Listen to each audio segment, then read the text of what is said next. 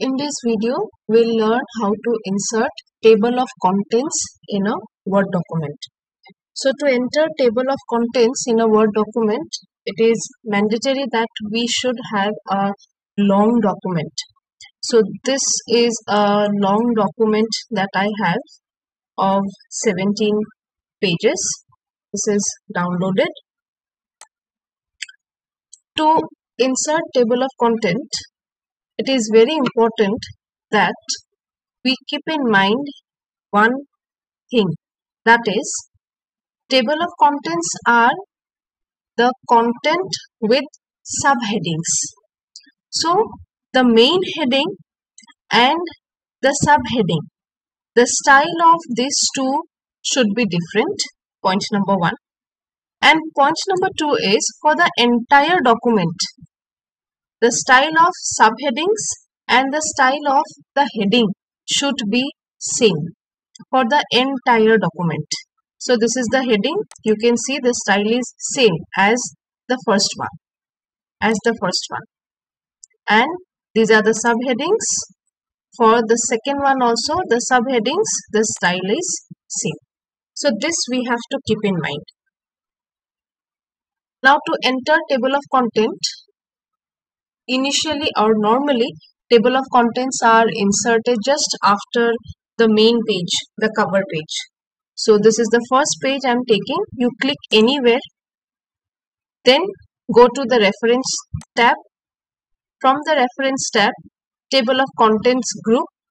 From table of content group, we click on the submenu. Now from the submenu, there are different ways of inserting a table of contents to a document. We have two built-in types. This is automatic table 1, automatic table 2. You can select any one of this. So when we select any one of this, the table of content will be automatically created. We don't have to manually create it. We also have another method which is known as manual table. So when we click manual table, we ourselves will have to insert all the names of the documents, headings and subheadings. So first let us click, you can click anywhere. Let me click on the second one. See, the table of content is automatically created. So this is known as table of content. Why? Because we have one content. For this content, we have different subheadings. So these are the different subheadings. For topic, we again have small topics, subheadings we have for the topic subheading. These are the styles and creating footnotes. So another advantage of creating table of content is, you don't have to scroll down to your different pages. You click anywhere and you will be taken to that particular topic automatically.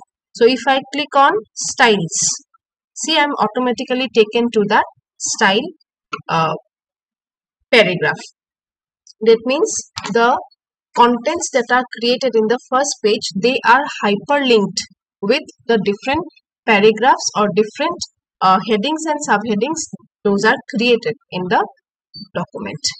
So this is one way of creating your table of content. Now how do we remove this?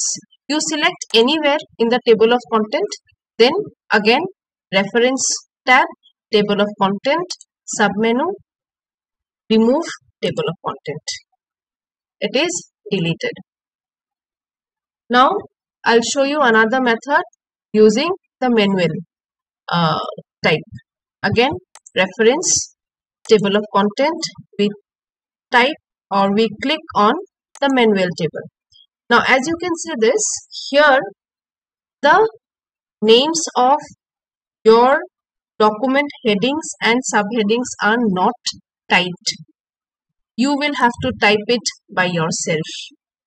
So this method is not very frequently used, and it is also not recommended. Why is it not recommended? Because while typing the names of your headings and subheadings, 100% there might be mistakes. So that is why this method is not very frequently used. Most of the time built-in table of content is only used. Either you use automatic table 1 or you use automatic table 2. Any one. Both will give you the same result. But this is not recommended. I'll remove this again. Last time I created with automatic table 2. Now I'll click on automatic table 1. Same. Now if you have to change few outlooks of the table of content, then what to do is click anywhere in the table of content, then again to the reference tab, table of content, custom table of content. For some of you it might be insert table of contents. Okay, depending upon the version of MS Office that you have. For some it may be insert table of contents, for some it may be custom. You click here. This is the number of subheadings. It is by default it is set.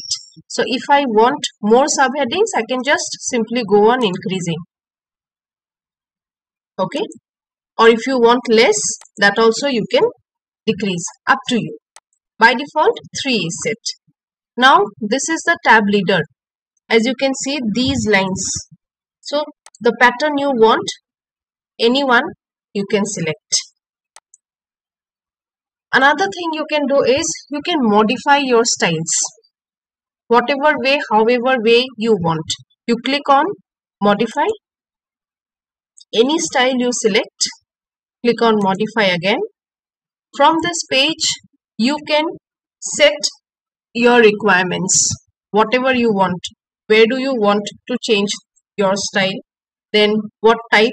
Any other name if you want to specify. Anything.